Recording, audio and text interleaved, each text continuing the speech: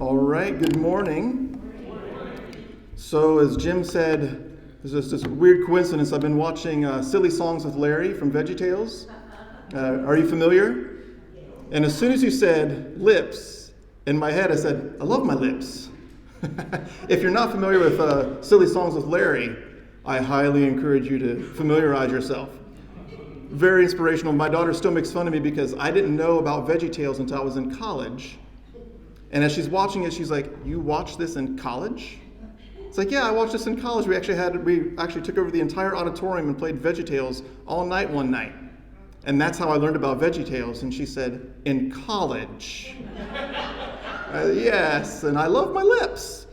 Very good. All right, but we're not here to talk about our lips. We're done talking about lips. We're here to talk about something else right now. Searching for the will of God. Now, again, just to reiterate very quickly, we're not talking about moral choices. We're talking about every other type of choice that you run up against in your life when we're searching for the will of God. What am I supposed to do? Where am I supposed to go? Who am I supposed to marry? What am I supposed to major in? Where am I supposed to go after I'm graduated college? Should I take a job here? Should I take a job there? Is she the one I'm supposed to marry? Is he the one I'm supposed to be with? Are we supposed to be together? Should we stop being together? All those sorts of questions, right? Searching for the will of God. And last week we talked about maybe having a little bit of spiritual jealousy. Now I'm going to take a chance here. How many of you have seen Encanto? I see those 4 hands. Now, I know it's taking a risk because this seems like the kind of film you would only watch if you had very small children. But that would be inaccurate. It's actually a very, very good movie. De la Familia Madrigal. That's the family, the Familia Madrigal. And they have Mirabel. And Mirabel is in this family of magicians, basically. They all have been given these special gifts. So one of her sisters she's super strong and she can lift anything and she can move mountains and she can do all these wonderful things. She has another sister that can make flowers grow wherever she wants. Her mom is able to heal people with just giving them food, and any ailment or disease they have, she can fix it. And the family goes on and on and on of all these special gifts. But Mirabel, she has no gift. And they let you know at the very beginning of the movie, I'm not spoiling anything. This is all you find out within the first 3 minutes. You find all this stuff out. And they reiterate and reiterate and reiterate again that she has no gift. And so throughout the film, she struggles with jealousy. Wishing that she had what they had, wishing she had a gift the way that they had a gift, except she doesn't. Now, it's a Disney film, so you know it will all make sense by the end, because Disney always represents real life, where everything always makes sense in the end. But she struggles with that jealousy where she kind of wishes she had some magic. And I feel like sometimes in our Christian walk, now I know we're not supposed to use magic, right? We're supposed to veer clear of the dark arts. I understand this. But sometimes we kind of wish we had a little bit of magic working for us, right? We wish we had a little bit of something, a little extra help to help us figure out what we're supposed to do next.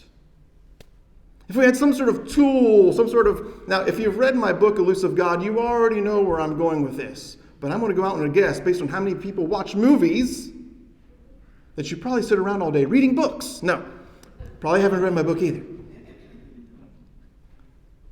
We often wish that maybe we had some sort of special gift, some sort of special tool, maybe something we could always go to and access that would just help us determine what God's will is.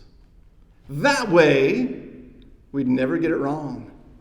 We'd always get it right. Now, I know I talked about this last week, but I've got this gut feeling that maybe you're not fully convinced by last week's sermon, and that maybe we need to hear this again, but with some other stories from Scripture.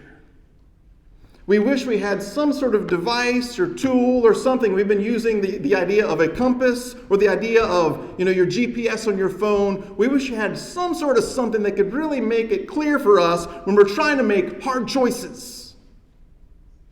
You're not going to resource this tool to figure out where you're going to have lunch after church is over. Probably. If you are, come and see me after church because you got some issues. Probably not. You're probably not wondering, man, I hope I get this one right. Is it Subway or Wendy's? I just don't know where to go, Lord. Please direct my feet to the right. You probably are just going to go eat something. But when we have hard choices, where we feel like there's a whole lot weighing on this choice, whether I do this or do that, and it seems like if you take the wrong step, a lot of things could fall apart. How do we make those kind of hard choices? Some more stories from the book of Numbers. And again, book of Numbers because most of us have not read the book of Numbers. This is one of my least favorite stories in all of the book of Numbers. And I say that because for as much as I don't like it, I sure do use this story a lot in the way that I think about things. It says, while the Israelites were in the wilderness, a man was found gathering sticks on the Sabbath day. Now, for those of you who are used to church, you kind of already know that's a big no-no. Now, if you're visiting and you don't really know exactly what that means, the Israelites have been given a law from God on Sinai saying, you don't do this. And actually, in that law, it says exactly what's supposed to happen to a person. When they do it, they are supposed to die. Now, here they are in the wilderness, not much after that law had been given. They see a guy working on the Sabbath. He's picking up sticks. Maybe he's cutting down trees. The Hebrew is not exactly very clear, but he's doing some stuff that they're pretty sure he shouldn't be doing. But they don't really know what to do about it. Those who found him gathering wood brought him to Moses and Aaron and the whole assembly, and they kept him in custody because it was not clear what should be done to him. Now, I don't know what picture you just got when you pictured a guy being kept in custody, but it probably was nothing like that. Picture a guy in cuffs, maybe sitting around. It probably wasn't that. They've got him trapped. They've got him secured. Please stay here while we determine your fate. And the whole story is very interesting because they don't know what to do, but God had already told them what they're supposed to do, which is kill him. But they don't know what they're supposed to do, and so they go to Moses and they go to Aaron and they say, look, we found this guy. He was gathering sticks, so we captured him and we brought him to you. Now, why that doesn't qualify as work, but picking up sticks does qualify as work on the Sabbath, I don't know. Well, if he's not picking up sticks, where are you walking around? Did it not require work to capture him and drag him there? Is that not work? Or later, as you'll see, or to pick up stones and stone him to death, is that not work? A lot of questions about this story. I don't want to focus on those questions for now. Right now, I just want you to see that this is a very difficult decision. Remember when I said life and death types of decisions where things could fall apart or not? That's one of these decisions. Should he live or die? What are we supposed to do? So they're waiting. They took him to Moses and Aaron, waiting for them to consult God, inquire of the Lord to find out, what are we supposed to do with this fella? Then the Lord said to Moses, the man must die. Okay. Now, if you're like, I don't like that verse. I don't like it either. Let's just move on. The whole assembly must stone him outside the camp. So now they got to take him outside the camp. There's a lot of walking involved in that. So the assembly took him outside the camp and stoned him to death as the Lord commanded Moses. Easy peasy. That's a hard decision made clear, right? What am I supposed to do? Should he live or die? I'll kill him. Oh, that really clears things up. Now we know exactly what we're supposed to do. And even though you probably sit there and you wrestle with this passage, you go, the sound of God telling someone to kill another person, this doesn't sit right with me. Okay, welcome to the club. But again, we're not focusing on that part. Right now, we're focusing on the human part of people trying to figure out, what am I supposed to do when I don't know what to do? And it seems very clear, and though you might not like the direction they got, you might kind of like the clarity that they got. And how could they come to such a conclusion so easily and so quickly and actually execute it so quickly? Which leads me to my next slide, which didn't slide when I hit the button. There it is. Speaking of stones. Now, I'm trying to tie together a lot of different threads and moving parts, and I hope I'll do a good job. If after church you don't know what I'm saying, don't stone me. Just stick with me. Speaking of stones, the Israelites actually did have some tools. Have you ever been working on something and not have any of the tools that you need to actually do it correctly? Right? Yeah, you get there and you're like, oh man, I should have brought this. I need that. How am I going to cut that board? My saw's back at the house. I need this. You know, I was redoing some irrigation lines at our house. I'm like, well, I'm going to need this. I'm going to need this type of glue. I'm going to need this type of pipe. I had to go and I need all this stuff for it to be able to work. And if you're missing even just one tool, your whole job's on hold, right? Everything you're trying to accomplish, everything hits the pause button. For the Israelites, they had a very similar concept when it came to how they had a relationship with God and how they heard from God. Because in your mind, as I read that story, and the story said, then the Lord said to Moses, do this, you probably heard in your head a voice of some sort speaking to Moses and saying word for word what was written, right? But they had a tool. They had a tool that was designed for the very purpose of determining what the will of God was. Let's see what that is. It's something that the high priest wore. Now, look at the high priest wardrobe as if it was your tool belt. It was their spiritual tool belt. And inside of his robe and parts of his robe, everything had a purpose. Everything was a tool with a purpose. And there was something special he had inside that robe. Do you want to know what it was? I hope so, because that's what I'm going to tell you. Exodus chapter 28. Now, 28 has already gone through all these different types of clothing and headbands and this and that the high priest is supposed to wear, but we're down to this breastplate or the breastpiece. It says, whenever Aaron enters the holy place, he will bear the names of the sons of Israel over his heart on the breastpiece of decision as a continuing memorial before the Lord. The breastpiece of decision. I kind of feel like that's something we would like, huh? Some sort of breastpiece of decision, something that covers our hearts and helps us to make decisions. Also, put the Urim and the Thummim in the breastpiece, so they may be over Aaron's heart whenever he enters the presence of the Lord. Thus, Aaron will always bear the means of making decisions for the Israelites over his heart before the Lord. Now I'm asking another question. How many of you have heard of the Urim and the Thummim? All right. More than Encanto. You guys are full of surprises. The Urim and the Thummim. And if you have a hard time saying that, just say Uma Thurman. It's just as easy.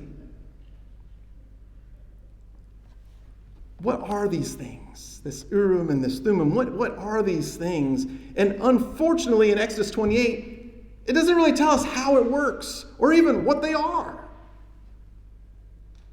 Most people think they were stones. Some people think it was one stone with two sides. Some people think it was two stones. Some people think it was two stones with letters and writing on them, and the letters would actually light up. And that would tell Aaron what God was supposed to do. It sounds a little bit like magic. Now, I know it's not supposed to because it's in the Bible, but it kind of sort of does. So what are these things? And I will say I'm impressed that most of you have actually heard of these things before. That's actually really cool. What these things are, how do they work? Nobody knows. When you read it, it seems like the kind of thing that the Israelites already were very familiar with, already knew how it worked, already knew what to expect, and they're just told, and take those two things that you guys are totally familiar with, stick them in there too. And actually, when you do a deep study on these two things, what you find out is these two stones that you've heard of but don't see used very much were actually used all the time. Almost anytime you hear the words inquired of the Lord, what it means is they would take a question to God and say, Should we stone him or should we not? Should we go this way or should we go that way? Is this person guilty or is that person guilty? And the stones would reveal what they were supposed to do. It's all very bizarre, right? All very bizarre. So I think the best way to look at it is through a story, which is another story that most of you are probably familiar with the witch of Endor, right? King Saul, and I call King Saul the God seeker. And that might surprise you because you don't think of King Saul as the God seeker. You think of King Saul as the one who wants to murder David seeker, right? That's how you know Saul. That's how you're familiar with him. But actually, Saul, up until a certain point, was actually, when I read it, I'm like, he is a pretty good guy. He was humble. He was made king, but I feel like he didn't really want to be king. He's out hiding out in the supply area. People are looking to crown him and they can't even find him. And every time he has a decision he wants to make in his life, up to a certain point, he always wants to know what God wants first. Why? Because he's just like us. He's afraid he's going to get it wrong. And there's story after story when there are Philistine armies gathered up against him. And time again, he says, let's find out what God wants us to do first. Before we do anything, before we take a step, before we make a move, let's find out what God wants first. But the story of the witch of Endor, God's already done with Saul. Saul's done a couple things, and God has said, I'm done with you. But Saul's not really done with God because he's still afraid of getting things wrong. And it says in verse 4 of 1 Samuel 28, the Philistines assembled and came and set camp at Shunem, while Saul gathered Israel and set up camp at Gilboa. There's a battle a-brewing. When Saul saw the Philistine army, he was afraid. Terror filled his heart. He inquired of the Lord. Okay, but the Lord did not answer him by dreams or Urim or prophets. Saul then said to his attendants, find me a woman who is a medium, right? Someone who can speak to the dead, so I may go and inquire of her. In other words, God's not talking to me anymore. The prophets aren't talking to me because Samuel is dead. The Urim's not working for some reason. No one's having any dreams. I don't know what I'm supposed to do about this Philistine army. And I need to know. So he goes and he finds a witch. Now, I don't have the whole story here because if I did that, we'd be here forever because I have a lot more slides to go through than just this. All right. So let me summarize. So Saul gathers the two attendants. He's already kicked out all the mediums out of Israel like any good Israelite king would do. He's driven them out of the land. But now that God's not talking to him anymore, he's like, okay, plan B. Actually, plan D at this point. He's tried prophets and dreams and Urim and nothing's working. Plan D. I'm going to go find a witch. And they do. They find a witch and he disguises himself so she doesn't recognize him as king. I always picture him with those silly glasses with the big nose and the eyebrows. The mustache. Oh, I'm not King Saul. That's how I picture it in my head. He finds a medium. She does recognize him. She is able to conjure up the spirit of Samuel. And Samuel says, I was doing just fine. Why'd you wake me up? And he says, I don't know why you're still talking to any of us. God has already told you what's going to happen. You've lost the kingdom. You're done. So you might as well just accept what God has said. But it says that the Urim wasn't working. So I think the best way to see how these, what are probably likely stones, I think they were two stones. One represented yes and one represented no. That's how I see it working as you read these stories. The best way to determine these is to see them in action.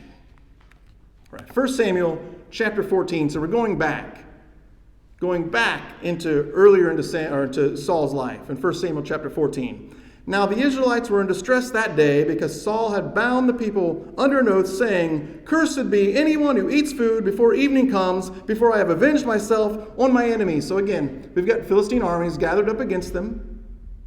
He says, I've put everyone under oath. Imagine if we did this here. We are not going to eat or drink anything until we have 5 baptisms today.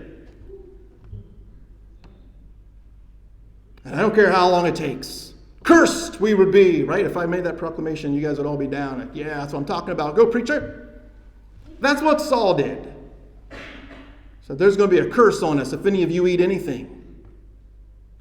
Except they're not just sitting in a pew listening to someone talk. They're waging war and not allowed to eat.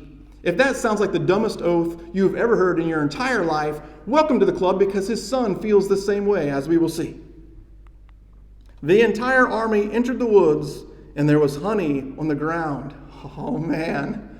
The temptation, huh? The temptation. You can't eat anything. There's honey. Look, it says, when they went into the woods, they saw honey oozing out. Oh, man. You ever been hungry? And you smell some good food, and then you just, yeah, I can't have that. Maybe your doctor put you on a diet or something. Like, oh, man, that smells so good. I guess I'll have some celery. It says, yet no one put his hand to his mouth because they feared the oath. So they're all afraid that what Saul had said would happen. I would love to eat that, but if I eat it, the Philistines are probably going to kill us. But I'm starving. But they don't do it. But Jonathan, his son, had not heard. Oh, man. He had not heard his father had bound the people with the oath. So he reached out and probably looked at everyone else like, what is wrong with all you people? There's honey on the ground. We're starving. So he reached out at the end of the staff that was in his hand and dipped it into the honeycomb. He raised his hand to his mouth and his eyes brightened. And what that means is he was satisfied. He was really, really happy. If you've ever been so hungry that you can actually feel the energy enter your body as you eat, I don't know if you've ever gone that long without eating and you have a first bite of food and you're like, it feels like parts of your body to start to come alive. That's where he's at. His eyes brightened. He was alert. He was alive, alert, awake, enthusiastic. Then one of the soldiers told him, your father bound the army under a strict oath saying, cursed be anyone who eats food today. That is why the men are faint. That's why we're not following suit. Didn't you know? He didn't know. He had no idea. Jonathan said, my father has made trouble for the country. See how my eyes brighten when I tasted a little of this honey? It's not like the man had a full-on honey meal. He just dipped his staff into the honey and had a taste. He says, look how much good it did for me. My dad has made the worst oath ever. How much better would it have been if the men had eaten today some of the plunder they took from their enemies? In other words, they've already won a battle. They already have plunder. He says, we're eating some honey, or at least I did. I feel better. Wouldn't it have been better if we'd all had a meal? Would not the slaughter of the Philistines have been even greater? Notice, if we had actually had a meal, don't you think we could have been even bigger winners? What is my dad thinking? Don't eat. Wage war. Doesn't make any sense. That day, after the Israelites had struck down the Philistines from Michmash to Aijalon, they were exhausted. Of course they were. They pounced on the plunder and taking sheep, cattle, and calves, they butchered them on the ground and ate them together with the blood. In other words, they're so hungry they didn't even have time to cook it. They're hungry. All because Saul made this oath. Okay. Then someone said to Saul, look, the men are sinning against the Lord by eating meat that has blood in it. Yeah, there's a couple of passages of Scripture that tell you shouldn't eat meat with blood in it. And if you're thinking, but I like my steak medium rare, you're fine, okay? That doesn't have blood in it. It's something else. It's not actually blood. Besides, you're not under the old law, right? Go ahead and eat your completely uncooked meat if you want. See you on the other side. So Saul says, there's still wars to be waged. He doesn't know his son has already broken an oath and has perhaps cursed the entire nation. Now he turns over here and he's being told, yeah, but your soldiers are now so hungry that they're eating animals that they literally just killed. They're not even cooking them. They're not trying to cook the blood out of it. They're just eating it.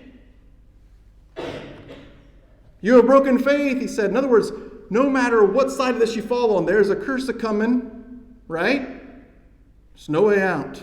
You have broken faith, he said. Roll a large stone over here at once. Then he said, go out among the men and tell them, each of you bring me your cattle and sheep and slaughter them here and eat them. Do not sin against the Lord by eating meat with blood still in it.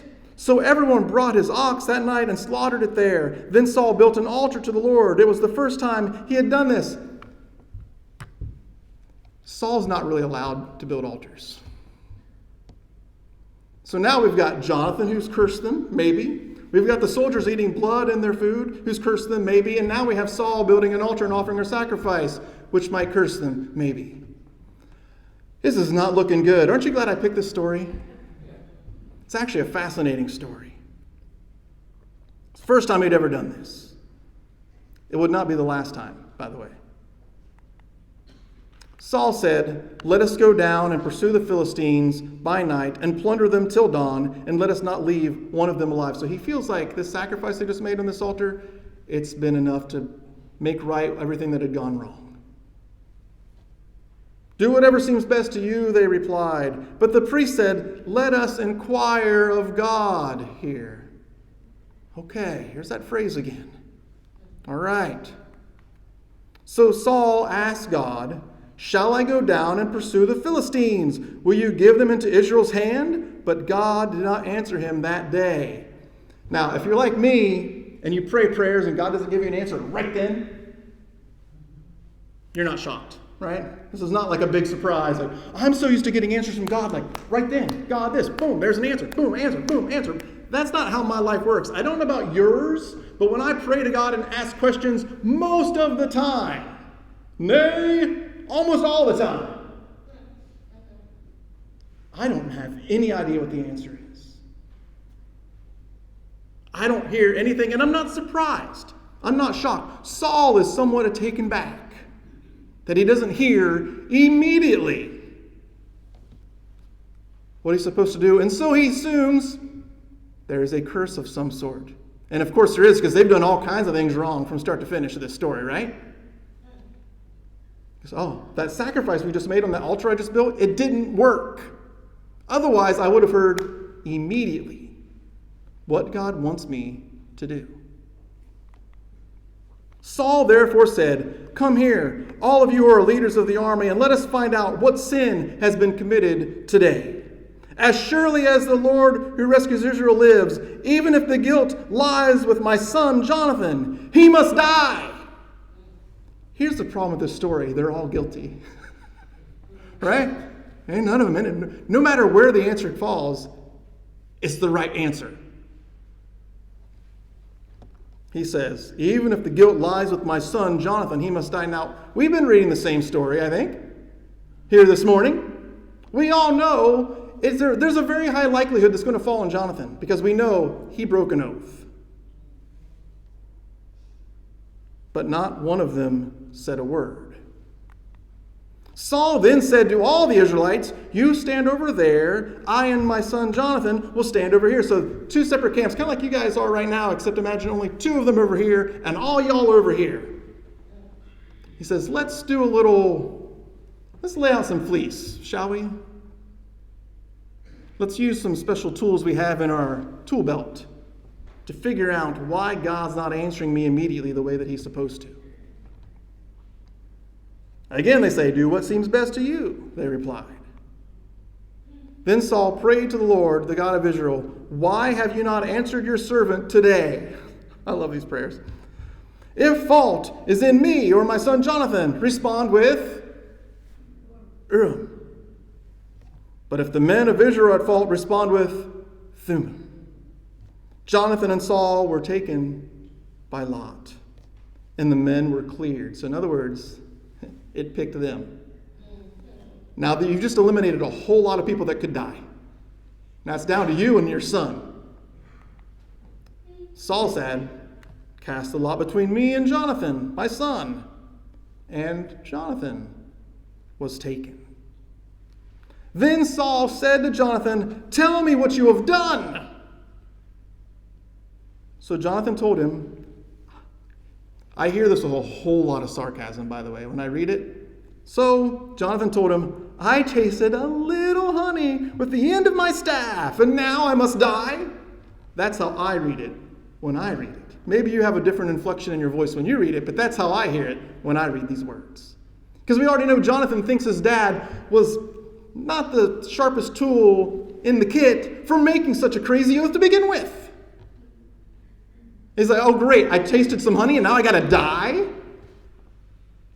In his head, I think he's saying, this is madness. Madness, I say. Saul said, may God deal with me, be it ever so severely, if you do not die, Jonathan. Saul has made up his mind. The Urim and the Thummim have spoken. There is not a thing that could change it, right? Except there is. Okay. I love this story, by the way. Some of you have these peculiar looks on your face like, I'm not digging this story. Actually, I don't know what you're thinking, but you've got a peculiar look, and I appreciate it. I think part of it is this is an Old Testament story, and let's be honest, most of the time we're not paying close attention. Most of the time when we read the Old Testament is because there's been a read your Bible in a year program, and you've read it. But you weren't really paying attention to the story. You were doing your daily reading. Nothing wrong with that. But this story is just, for me, it's like one of my favorite stories because it doesn't make any sense. Okay. So Saul said, okay, well, you're going to die. And if you don't die today, may God do to me severely if you don't die. It's the second curse that he's pronounced. But there shouldn't be a however here. The Urim and the Thummim were given specifically to help make decisions just like this. So that when they inquire of God, they'll know exactly what to do, and there shouldn't be anything that could ever change their mind. Right? That's what you want. Let's take it back to our own context. That's what you want. That's what you're hoping for in life, is something that will tell you, this is what I'm supposed to do. Don't be reading ahead on me now. This is what I'm supposed to do. I don't want to ever get it wrong. But the men said to Saul, should Jonathan die? Slow your roll, Saul. I know that the Urim and the Thummim have spoken. I know we cast the lots the way we're supposed to do it. I know it says that he was guilty, but should he die? Like, really? He who has brought about this great deliverance in Israel? Never. As surely as the Lord lives. Okay, now here's another one. Not a hair of his head will fall to the ground, for he did this today with God's help. In other words, the soldiers come to his defense and they say, wait a minute, if Jonathan is the cause of God's silence, then why is God blessing him in the battlefield? He can't be cursed by God, he's being blessed by God. And Saul, if you even try to touch him, even one hair on his head, it's on.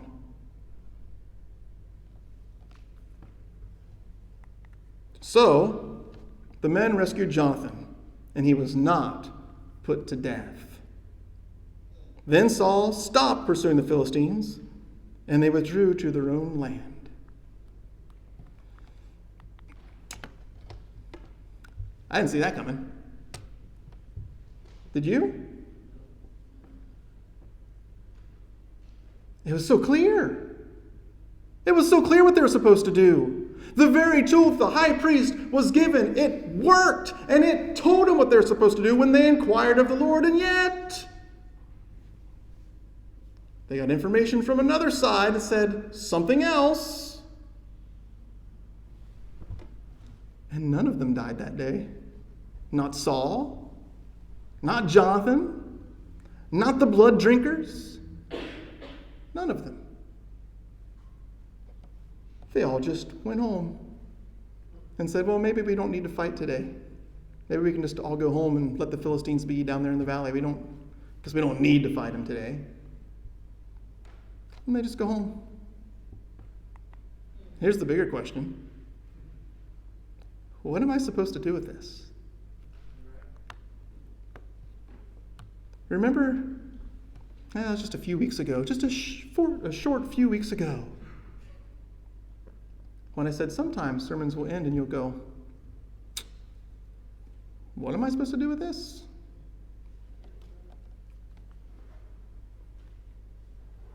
I still think there are a couple of things. I will not reveal all mysteries today. I will save some for later. What am I supposed to learn from this? Sometimes navigation fails. View that toolkit as their divine GPS that tells them where they're supposed to go, what they're supposed to do at any given moment, at any question they might have, and the more severe the situation, the more they really need to hear a clear word. Sometimes it doesn't work. So all that jealousy that you had of the La Familia Madrigal, and you're Mirabel, right? And you don't know what you're supposed to do. Everyone's got all these gifts and these wonderful things that they can do, and you got nothing. You can first start by stop being so jealous of them. Because even when they had all the tools and all the things they need to do the job right the first time, they're just as lost as us. My parents, when they drove out, and I did not ask them permission to share this, so I hope they're not watching. When they drove out, they had 2 GPSs running at the same time. I don't know why, don't ask me. They had 2 running at the same time, and you know what they would often find? The GPS that was built into their car and the GPS that was in their phone gave them 2 separate directions constantly. And they were constantly wondering, which set of directions should we take? This one says to stay on the I-10. This one says to cut up this direction. This one says to go over here. At any given moment, it was taking them the same direction. They were still heading west, but on different roads. Sometimes our GPS just doesn't work. Stop being so jealous of people that had all these signs, like Moses with the staff that turned into a snake, and he picked it up and it turned back into a staff again. His hand turned to leprous, and he puts it back in as clean again. Or the fleece that Gideon lays down, or the altar that he built and made a sacrifice, and it was consumed on that rock covered in broth. Remember from last week? And we're like, oh, I wish I had signs like that. You could still get lost even with all that.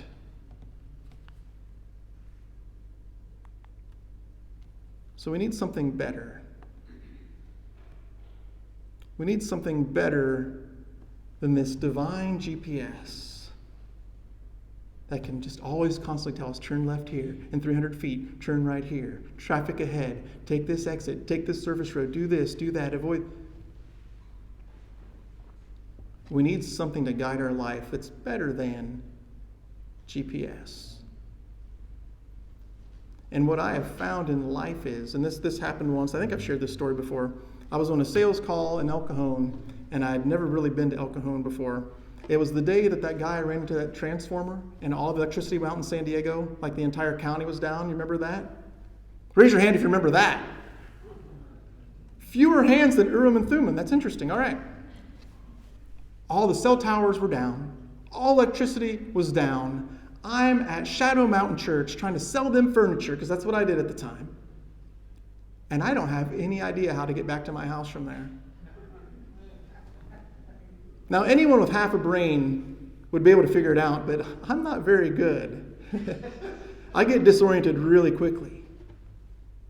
But I decided, I was like, I know Escondido is north. It's about 3:30 in the afternoon. If I can keep the sun on my left, eventually I'll run into something I know. And I got to Ramona. And I realized I know exactly where I'm at now. I ended up just taking the 67 all the way up. And luckily, too, because everyone else is on the freeway jammed in traffic, which I did not know. I get to my home in about an hour. And my wife's like, I can't believe you're home on time. Early. She's like, traffic's jammed all over the freeways. No one's able to move. Everything's just stopped. It's like, oh, not for me.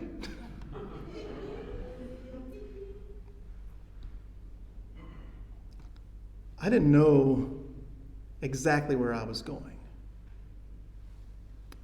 but I knew where I was going. We need something like that in our spiritual life. What is that thing? Keep coming around. We'll talk about it some more.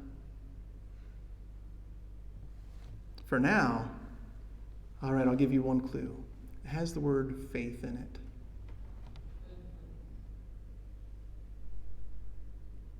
Have faith in God.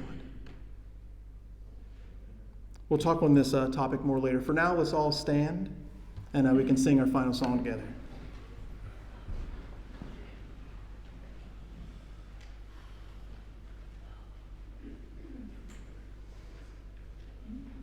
When we walk with the Lord in the light of His Word, what a glory He sheds on our way. While we do His good will, He abides with us still, and with all who will trust and obey. Trust and obey, for there's no other way to be happy in Jesus, but to trust and obey. Not a burden we bear, not a sorrow we share, but our toil He doth richly repay. Not a grief nor a loss, not a frown nor a cross, but is blessed if we trust and obey. Trust and obey, for there's no other way to be happy in Jesus, but to trust and obey. Then in fellowship sweet, we will sit at His feet, or will walk by His side in the way. What He says we will do, where He sends we will go. Never fear, only trust and obey. Trust and obey, for there's no other way to be happy in Jesus, but to trust and obey. Be seated, please.